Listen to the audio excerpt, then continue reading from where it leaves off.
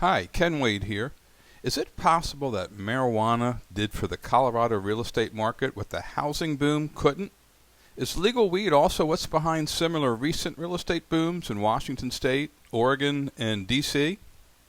Colorado and Washington voters legalized recreational use of pot in November of 2012. Oregon and D.C. did the same in November 2014.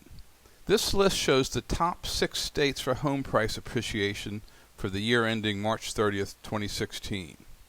Those same 4 states also had the highest rate of home price appreciation in 2015. Could it be that legalized pot could become yet another fundamental indicator used by economists to try to predict local real estate cycles? When I saw the Colorado market finally come into life shortly after they legalized pot, I thought, is this all just one big coincidence? Now, seeing the 3 other states also hitting the top of the charts for home price appreciation, I wondered, is there more to this story for real estate investors? Well, here's what I found. Since Colorado was the first state to legalize and is currently at the top of the charts overall, let's take a look inside the Colorado real estate market. This chart shows the overall real estate cycle for Colorado from 2003 to 2016. Now keep in mind, you can't invest in an overall or average statewide market like what we're looking at now for Colorado. You can only invest in specific local markets, and these local markets can vary wildly, like night and day, even within the same state, as you'll see in a minute. But this gives us a useful 30,000-foot macro view of what's been going on in Colorado overall.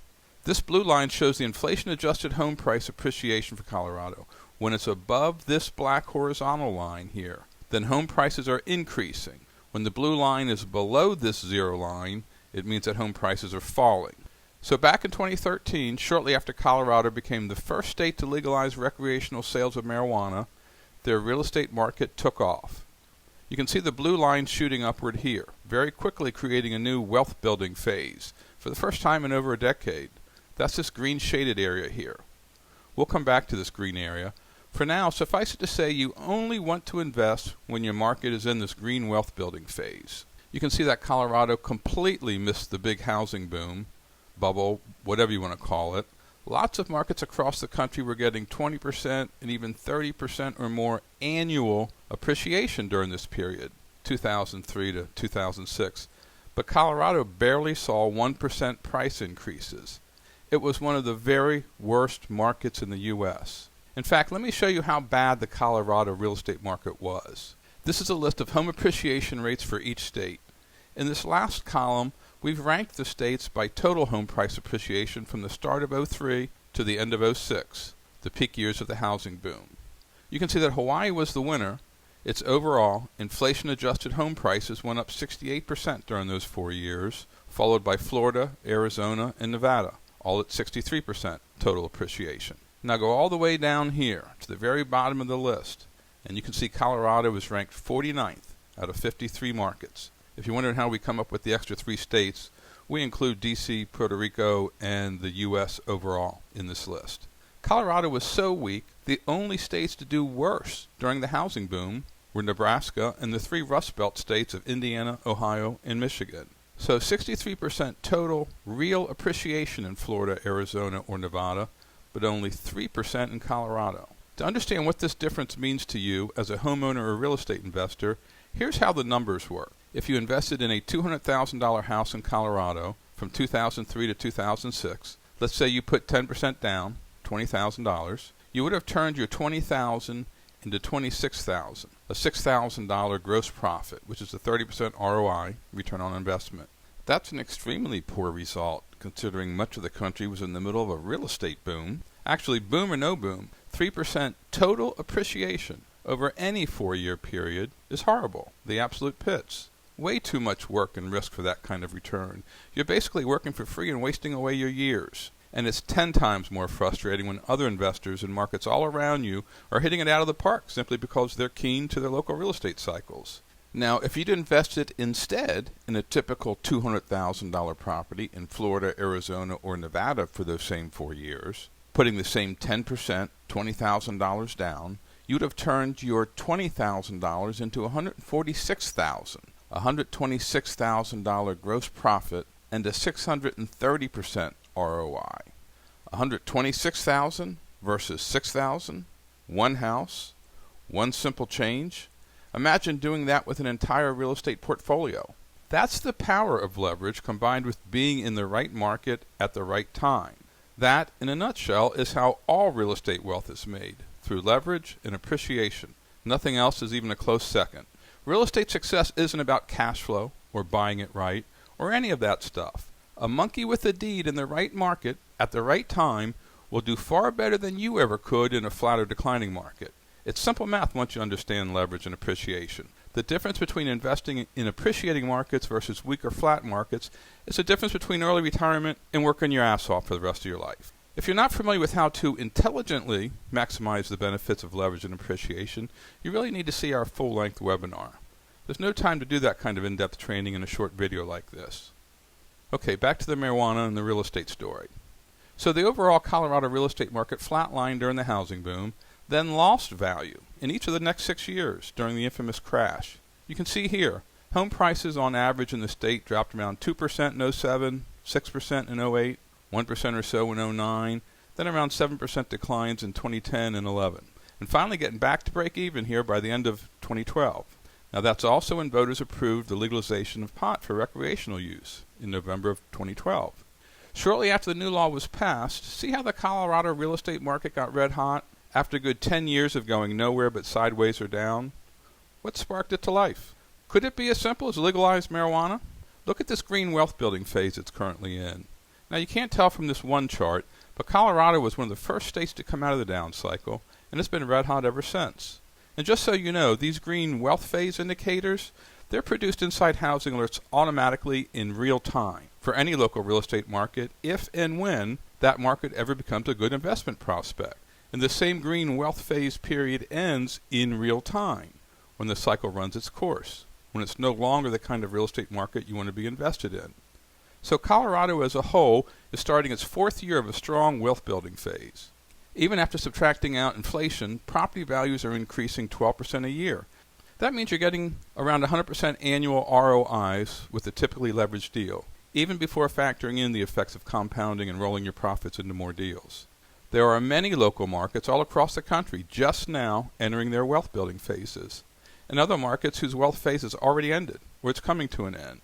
What makes Colorado stand out was the fact that Colorado has gone from one of the absolute worst markets overall in the entire country to one of the strongest. That doesn't happen often, going from worst to best like that. Similar market gains also happened for Washington State soon after they legalized recreational marijuana use. 2 years later, Oregon and D.C. also legalized weed for recreational use, and those real estate markets took off as well. There are 2 other facts about the Colorado real estate market you should see.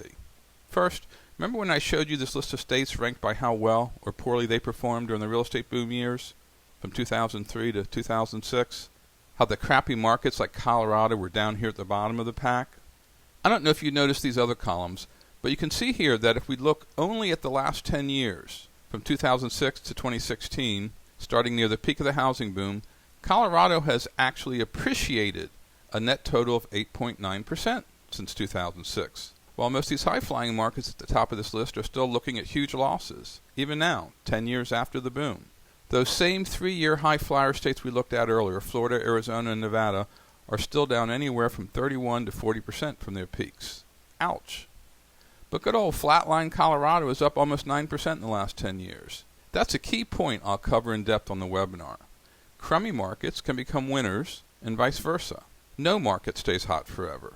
But you do not need to take everything the market dishes out against you. There's no glory riding out flat and declining markets. Sticking your head in the sand like that is blind speculation and insanity nowadays. Even though Colorado seems to have fared better 10 years down the road compared to those high flyers, the moral of that story isn't to invest in markets like Colorado and wait it out. That's not what I'm saying at all. In fact, just the opposite. Because you would have lost money, equity, if you invested any time from roughly 2003 until 2013. Colorado was in a dead zone for 10 years. You never want or need to give back hard-earned real estate gains. Besides the financial havoc, in declining markets, buyers dry up, financing gets next to impossible, and you never know when it'll end. It's an emotional roller coaster that takes a big toll on you and your family. You lose your ability to control your outcome and are left to hoping and praying the market moves in your favor. You can't let yourself get cornered like that. You need to be in front of the market, not following behind it. So if you add up the gains and losses from all these flatline and loss periods, and then add all the gains during this wealth building period, you'd still only have total appreciation of a measly 8.9% after 10 long years. Even if you had some good leverage, you ain't going to get rich that way. The recent gains since 2013 were nice, but most of them just offset these earlier losses. Wouldn't it be better if you simply got in when it's time to reap the rewards? If you knew exactly when and where to invest, you'd be sitting on a pile of equity from the very start. For Colorado, that would only be since the middle of 2013, these last couple years. There's no reason to be in that market any sooner. In less than 3 years during the wealth phase, your cumulative appreciation was triple the 8.9% you would have realized by being invested for the entire 10 years. You only want to invest in markets when they're in their wealth phase, these green areas.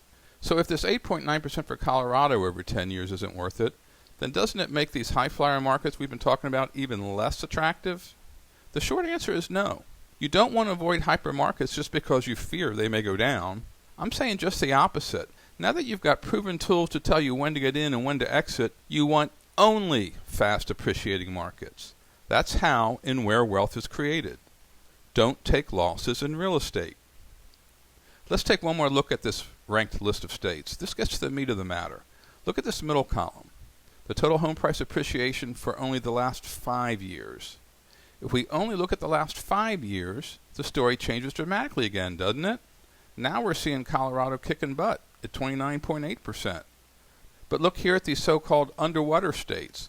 Although they're still 30 to 40% below their pre-crash highs, look what they've done in the last 5 years. 26% appreciation for Florida, 31% for Arizona, and 38% for Nevada. Man, there's enough appreciation right there in just those 5 years to make a fortune.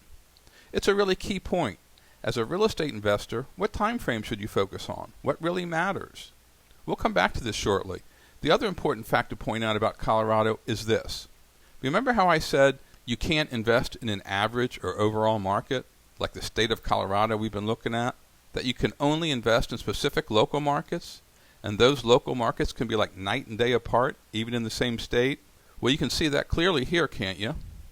This is the same type of ranking table, except this time we're looking at the 7 major Colorado markets, not an average for the entire state. These markets you can actually invest in.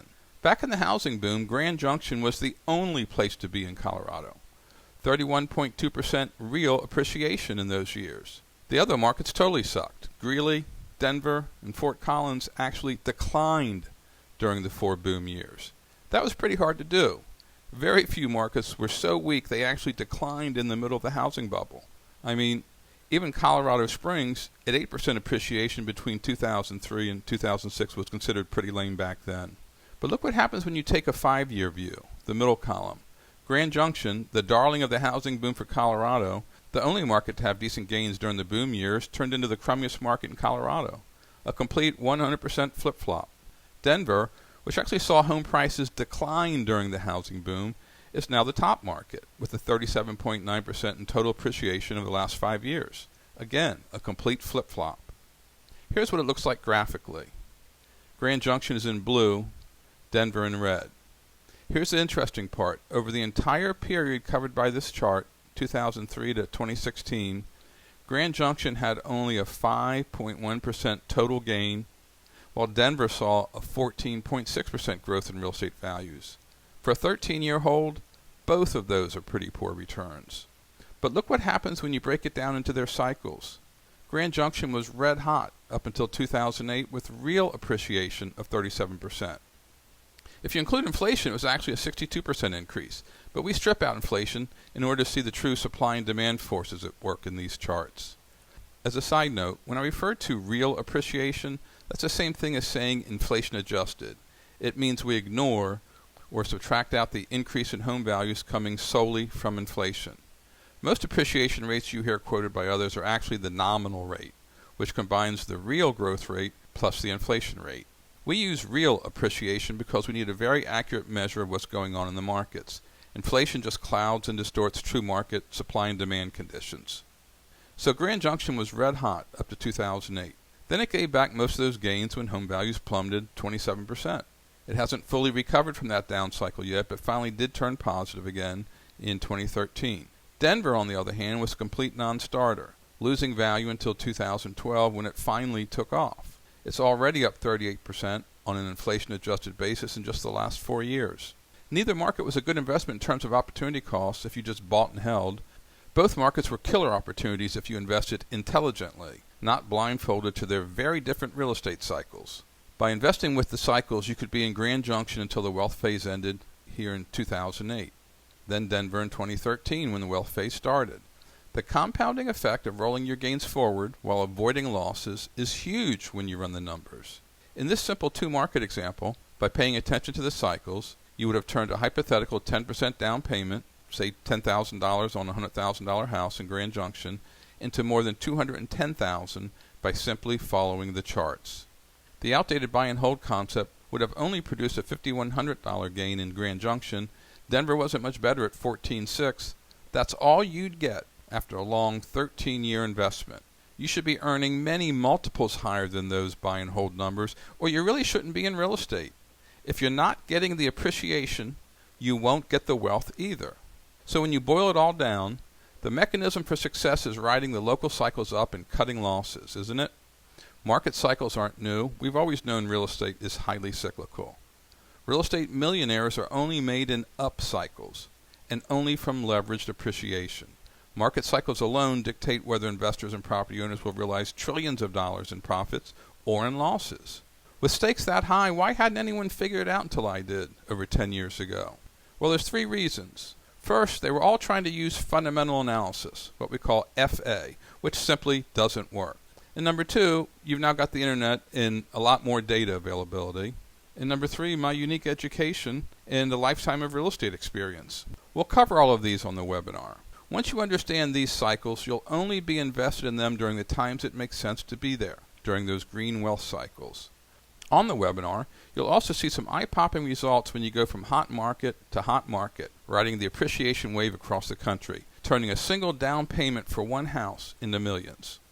So go ahead and sign up for the free full-length training event while you still can. You'll never invest in real estate the old-fashioned way, blindfolded again.